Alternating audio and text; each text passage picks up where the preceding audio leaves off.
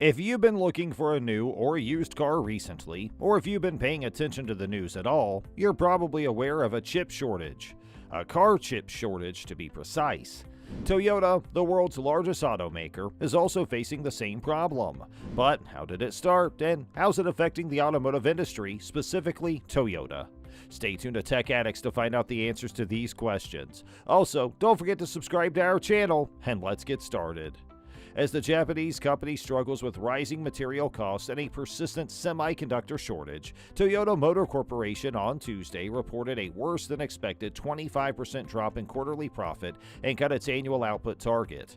After posting its fourth consecutive quarterly profit decline, the largest automaker in the world by sales warned that it remained difficult to predict the future.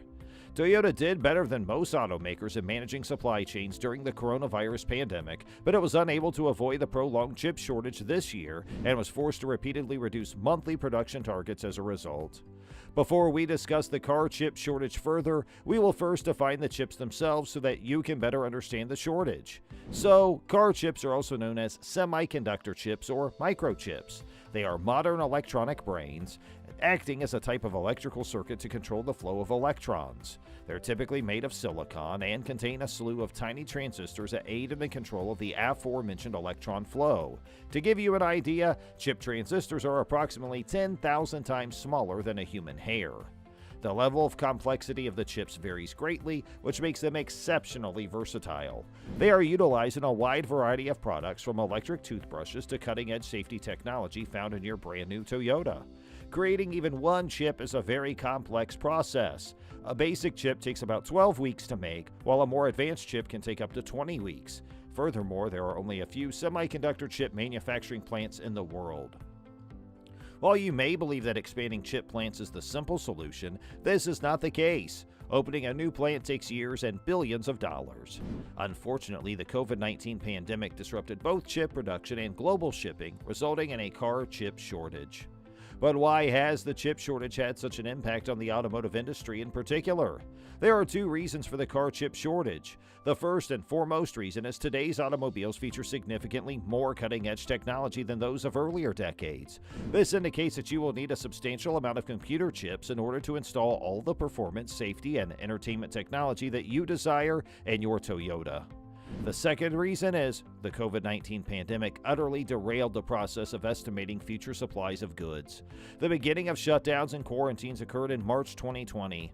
Chip orders were canceled as a direct result of decreased sales projections made by automotive manufacturers as a direct result of their anticipation that this would lead to a decrease in consumer demand for new vehicles. But unfortunately, they were completely wrong. Demand dropped for a short period of time but quickly recovered, leading to a shortage of car chips. Meanwhile, there were reports of missing car chips. What does Toyota have to say about this shortage issue? Kazunari Kumukura, head of Toyota's purchasing group, said, "We are out of the worst phase, but it's not necessarily a situation where we're fully supplied. There's no telling when the current chip shortage will end." Refinitiv surveyed 12 market experts and found that they expected an operating profit of 772.2 billion yen for the 3 months ending in September. Instead, operating profit came in at 562.7 billion yen, or about $3.79 billion. Toyota sales reported a 749.9 billion yen profit a year earlier and 578.6 billion yen in profit in the first quarter. Kumukura said that the global auto chip shortage continues as chip makers have prioritized supplies for electronics goods such as smartphones and computers, while natural disasters, COVID lockdowns, and factory disruption have slowed recovery in auto chip supplies. Additionally, it was anticipated that the supply of legacy semiconductors, which are not currently popular with investors, would remain low. This was another one of the predictions made. At the end of trading for the day, the price of a share of Toyota fell by 1.9%, in contrast to the 0.3% rise that the Nikkei experienced.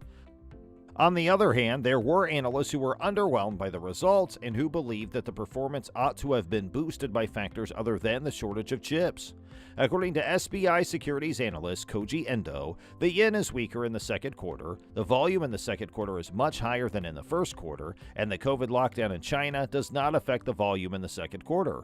Considering these points, the absolute amount of profit in the second quarter has got to be higher than that of the first quarter. It is very unimpressive. Production rebounded by 30% in the quarter, but the company warned last week shortages of semiconductors and other components would continue to constrain output in the coming months. Toyota said it now expects to produce 9.2 million vehicles this fiscal year, down from the previously forecast 9.7 million, but still ahead of last financial year's production of about 8.6 million units.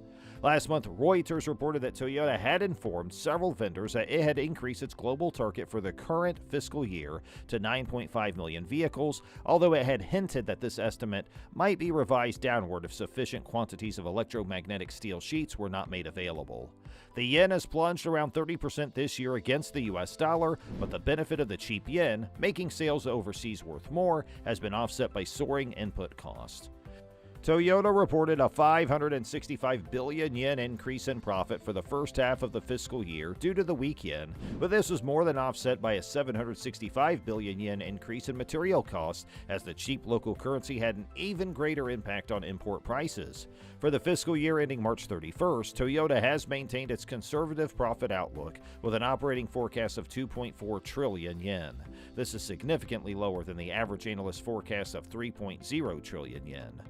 Hyundai Motor of South Korea, in contrast, increased its revenue and profit margin guidance last month due to favorable exchange rates. Toyota, once a darling of environmentalists for its hybrid gasoline-electric models, is also under scrutiny from green investors and activists over its slow push into fully electric vehicles.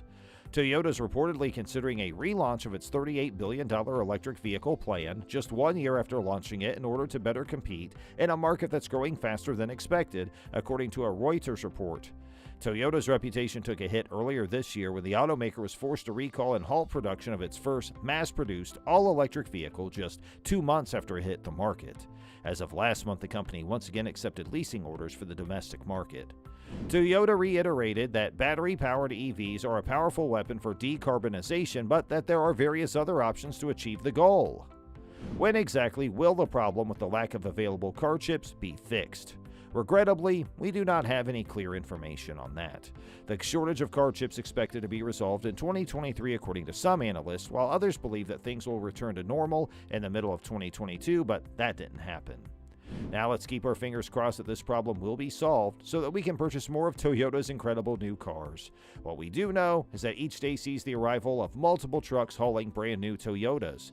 You can still shop at the dealership in person and choose from a large selection. In addition, you can pre-order your next brand new Toyota and pick it up as soon as it becomes available. So, we've reached the end of today's video, friends. If you enjoyed this video, please do give it a thumbs up and make sure you leave us your thoughts in the comment section below. And don't forget to subscribe to our channel and make sure you click that bell icon so you don't miss any future videos from us. Doing so will make sure you are notified immediately when we have a new upload for you. Thanks for spending time with us today, and we look forward to doing it again soon. Have a great day, and thanks for watching.